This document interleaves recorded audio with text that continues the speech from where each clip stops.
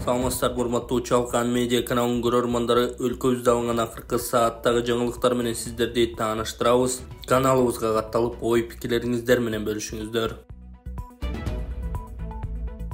Октябрдан тарта пенсиялар көтөрүлүп 6900 сомдон кем болбойт. Октябрдан тарта пенсиялардын камсыздандыруу бөлүгүн индексациялоо коэффициенти 1,18 өлчөмүндө бекитилди. Бул тууралуу министрлер кабинетинин 29 августтагы номер 534 токтомунда айтылган. Маалыматка ылайык, пенсиянын камсыздандыруу бөлүгү 18%га 1000 сомдон кем эмес көбөйтүлөт. Ошондой эле кошумча алымчалары менен пенсиянын минималдуу көлөмү 6900 сомдон кем болбошу керектиги айтылган. Эске салсак, бул пенсияны көтөрүүнүн экинчи этабы. Биринчи этабы 1-июлда ишке кирип, анда эң минималдуу пенсия 3500 сом болгон. Сонун жаңылык, сиз билген жана ишенген Умбем клиникасы эми сизге дагы да болсо жакыныраак болду. Анткени бизде жаңы филиал ачылды. Андыктан келип, өзүңүздүн жана жакындарыңыздын ден соолугуна кам көрүшүңүздү сунуштайбыз. Биздин жогорку даражадагы дарыгерлер төмөндөгү адистиктер боюнча кабыл алат: стоматология, гинекология, терапия, лор, хирургия, педиатрия, урология, УЗИ жана башка адистиктер. Лабораториялык анализдин 5000ден ашуун түрү алынат.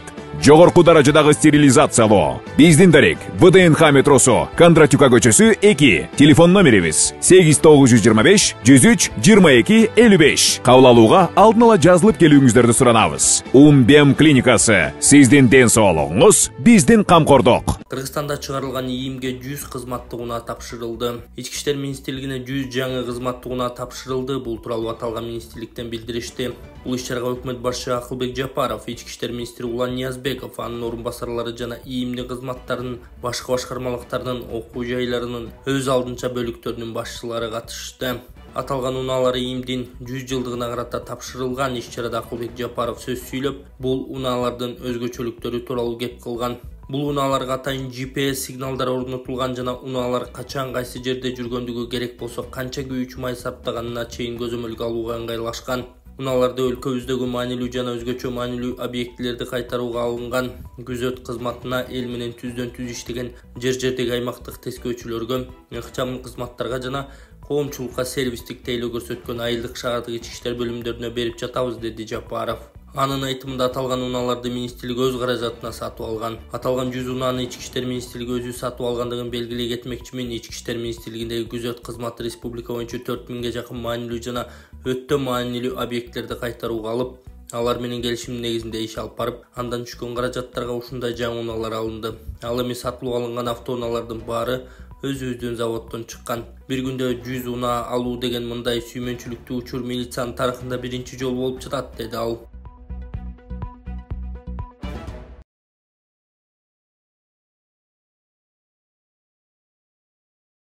Kumtur Gold Company жаңы окуу жылынын алдында мектеп окуучуларына кезектеги колдоосун көрсөттү.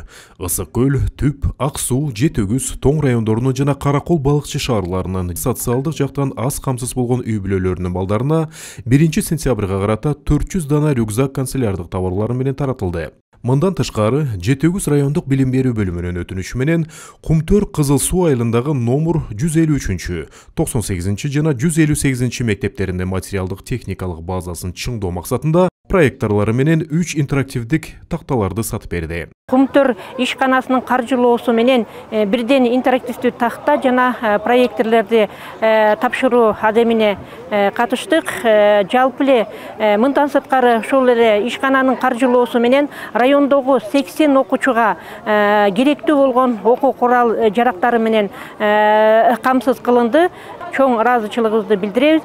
Кумтөр Алтын кен ишканасы тарабынан интерактивдүү доска жана ошондой эле проектор берилди. Биздин мектеп үчүн бул абдан чоң кубаныч. Кумтөр ишканасынын жаңы окуу жылынын алдындагы мындай жардамы салтка айланып, жардамга муктаж мектеп окуучулары бул күндү чыдамсыздык менен күтүп келишет. Негизи эле Кумтөр Gold Company'нын кайрымдуулук иштеринде билим берүү тармагы артыкчылыктуу орунда туруп, келечек ээлерине татыктуу шарт түзүп берүүгө өзгөчө көңүл бурулат.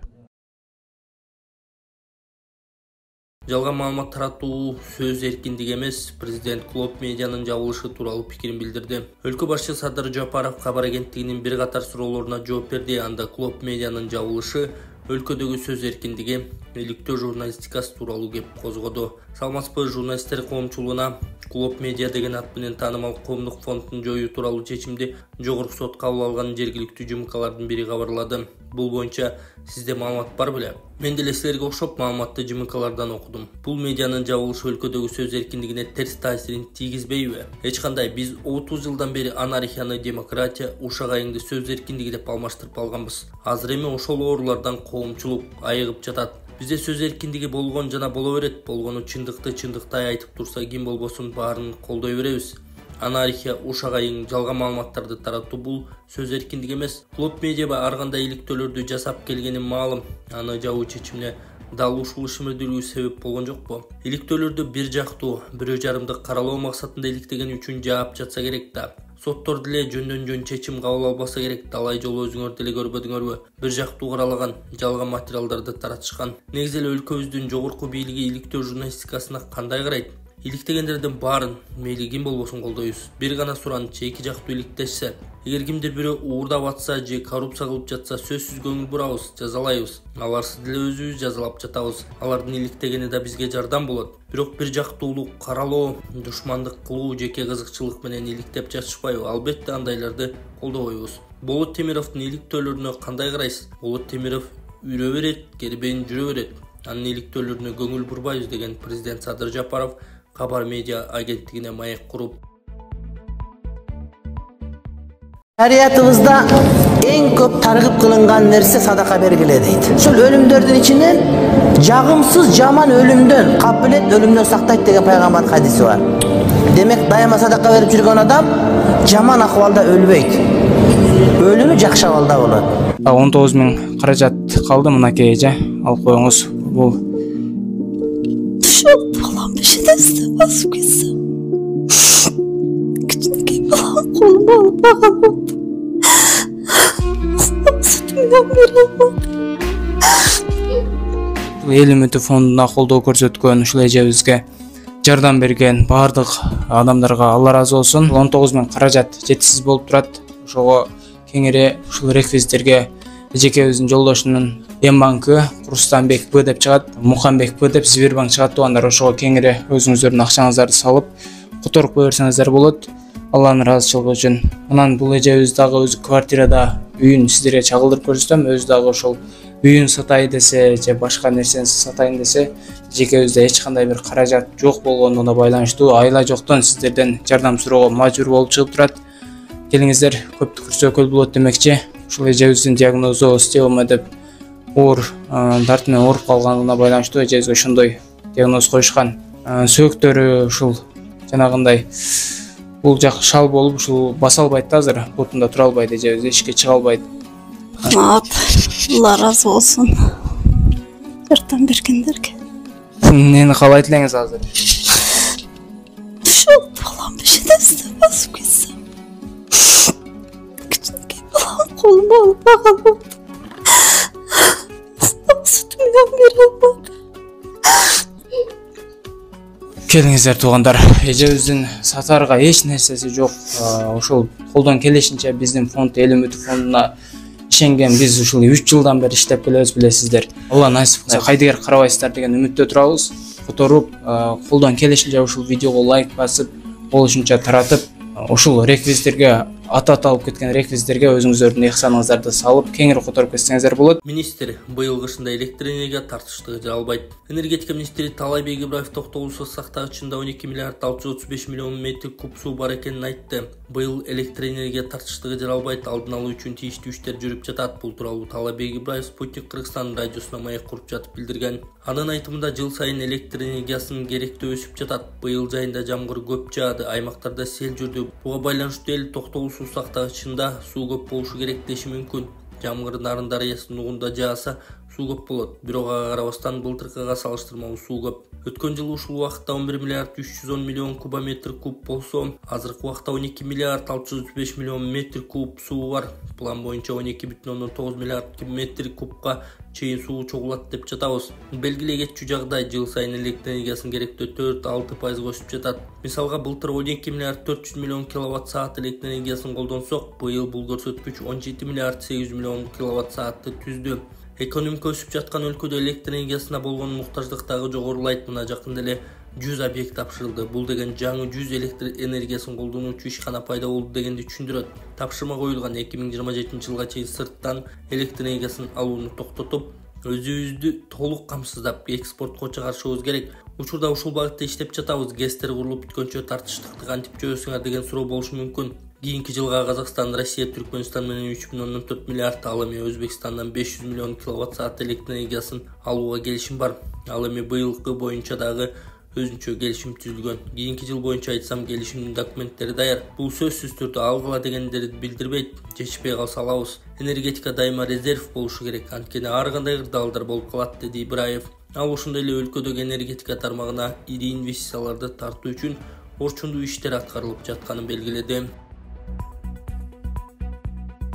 Мингушта уран калдыгын ташып бараткан автоунаа жол кырсыкка кабылды. Бул тууралуу өзгөчө Кырдаал министрлигинен билдиришти. Маалыматка ылайык, кырсык 2-сентябрь күнү Мингуш айылында Туюксуу Мингуш арал автожолунун 2-чакырымында болгон. Туюксуу уран калдык сактоочу жайынан радиоактивдүү калдыкты ташып келаткан Хоо өлкөсүндөгү автоунаа жолдон чыгып кеткен. Жерине Жумгал райондук өзгөчө Кырдаал министрлигинин ыкчам тобу ИИМ кызматкерлери тартылган. Ал эми автоунаа токтогон жерде текшерүү жүргүзүлүп, калдыктар жерге төгүлбөгөндүгү жана эч кандай зыяндуулук жок экендиги аныкталган деп айтылат маалыматта. Ошондой эле калдыктар башка унаага жүктөлүп кеткени, кырсыктын себеби такталып жатканы кошумчаланды. Динара Ашимова Ыйман Нуру фракциясынын жетекчилигине бир добуштан шайланды. Депутат Динара Ашимова Жогорку Кеңештеги Ыйман Нуру парламенттик фракциясынын жетекчилигине бир добуштан шайланды. Бул тууралуу УКМКга сурак берип чыккандан кийин депутаттык мандатын тапшырган Нуржигит Кадырбековдун ордуна шайланды. ИИМ экстремизм үчүн жазаны күчөтүүнү сунуштоодо. Экстремисттик материалдарды сактоо, таратуу жана чакырыктарды жасоо үчүн жазаны күчөтүү сунушталды. Тиешелүү мыйзам долбоорун ИИМге иштеп чыгып, коомдук талкуу порталына жайгаштырылды. Анда бир катар региондордогу туруксуз кырдаалга байланыштуу экстремисттик идеологияларды пропагандалаган, мамлекеттердин жана анын жарандарынын коопсуздугуна коркунуч келтирген, конституциялык түзүлүштүн негиздерине шек келтиргенге чейин деструктивдүү максаттарды көздөгөн экстремисттик уюмдардын ишмердиги байкалганы жазылган. Экстремисттик уюмдардын катарына радикалдык идеологияларга берилген ата-энелердин таасири астында жашы жете элек адамдарды тартуу учурлары көбөйүүдө. Буга кылмыш жаза мыйзамдарына экстремисттик материалдарды сактоо үчүн жоопкерчиликтин жоктугу өбөлгө түзөт деп жазылган долбоордун негиздемесинде. Мыйзам долбоорунун урунттуу учурлары: экстремисттик материалдарды даярдоо, сактоо, таратуу үчүн ошол эле жосун адамдардын тобу атайын даярдык менен чет жактан каржыланып жана ошко жасалса 5-7 жылдан 7-10 жылга чейин эркиндигинен ажыратылат. Экстремисттик материалдарды сактаган үчүн эскертүү алгандар 3 жылга чейин эркинен ажыратылат. Экстремисттик ишти жүзөгө ашырууга, анын ичинде интернет тармагын же жалпыга маамдоо каражаттарын колдонуу менен ачык чакырыктар үчүн 3 жылдан 5 жылга чейин эркинен ажыратылат. Бийликти күч менен басып алууга же күч колдонуп кармап турууга, ошого тетек конституциялык түзүлүштү күч колдонуп өзгөртүүгө ачык чакырыктар үчүн 3 жылдан 5 жылга чейин эркинен ажыратылат. Ал эми ошол эле жосун интернет тармагын же жалпыга маамдоо каражаттарын колдонуу адамдардын тобу атайын даярдык менен жасалса 5 жылдан 7 жылга чейин жаза каралган. Министрлик окуучуларды хиджабын чечүүгө мажбурлаганы боюнча маалымат жалган. Мектептерде кыздардын хиджабды чечүүгө мажбурлаганы боюнча маалыматтар чындыкка дал келбейт. Бул тууралуу Билим берүү жана Илим министрлигинен билдиришти. Кабарда социалдык тармактарда окуучулар хиджабды чечүүгө мажбурлаганы жатканы боюнча маалыматтар тараганы жазылган. Министрлик өлкөнүн конституциясында дин тутуу эркиндиги кепилденгенин белгиледи. Жалпы окуучулар үчүн мектеп формасынын бирдиктүү талаптары бекитилген. Анда форма классикалык стилге дал келип, үстү ак, боз, асты кара же күрөң түстө болушу керектиги айтылган. Эми баш кийим боюнча жободо көрсөтүлгөн эмес. Министрлик социалдык тармактарда чыгып жаткан жалган маалыматтарды териштирүү боюнча тиешелүү укук коргоо органдары менен комплекстүү иш алып барууда деп жазылат маалыматта. Ошондой эле жалган маалымат тараткандарга жоопкерчилик каралганы эскертилген. Дагы бир байке бар болчу. Нарында бычакталган келинге жардам берген кызматкерлер сыйланды. Нарын шаарынын 10 арча базарында болуп өткөн окуяда адам өмүрүн сактап калган милиция кызматкерине Нарын облусунун жетекчилиги тарабынан сыйлык тапшырылды. 3-сентябрда президенттин Нарын облусундагы ыйгар мукты өкүлү Алтынбек Эргешов жаш болсо да күтүүсүз окуяда кесиптик жеберчилигин көрсөтүп, кызматтык милдетин аткарып, адам өмүрүн сактап калган милиция кызматкери Нарын райондук ички иштер бөлүмүнүн тергөөчүсү Жеңиш Мукамбетовду кабыл алып, ыраазычылыгын билдирди. Эрдикти көрсөткөн милиция кызматкерине ыраазычылык катын жана 10 000 сом өлчөмүндөгү акчалай сыйлыгын ыйгарган. 1-август күнү Нарын шаарынын 10 Арча базарынын ашканасында күйөөсү аялына бычак менен кол салып, денесинин көп бөлүгүнө жаракат келтирген факты катталган. Жеңиш Мухаммедовдун айтымында окуя учурунда ал башка жумуштар менен 10 Арча базарынын 1-кабатында жүргөн. Кызы чучугуп жатканын угуп 2-кабатка көтөрүлүп, бычак жеп жаткан аялды күйөөсүнүн зомбулугунан куткарып өмүрүн сактап калган. Ошол учурда дагы бир байке жардам берген, бирок аны таппай жатабыз дейт ал. Учурда жабырлануучу 1983-жылы туулган жаран Нарын облустук бириктирилген ооруканасынын хирургия бөлүмүндө дарыланууда. Абалы туруктуу, күйөөсү окуя болгон жерде дароо кармалып камакка алынган.